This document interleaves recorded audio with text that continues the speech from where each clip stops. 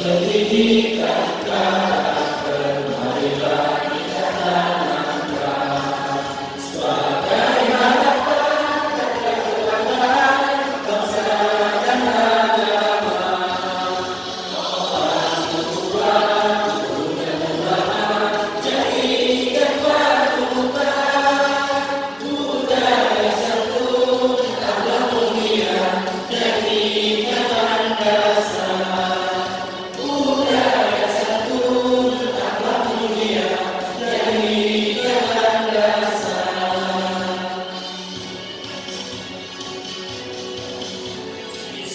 Pendidikan terbaru, marilah kita sukseskan sebagai upaya dalam upayakan mewujudkan cita-cita mulia. Sebagai upaya dalam upayakan mewujudkan cita-cita mulia.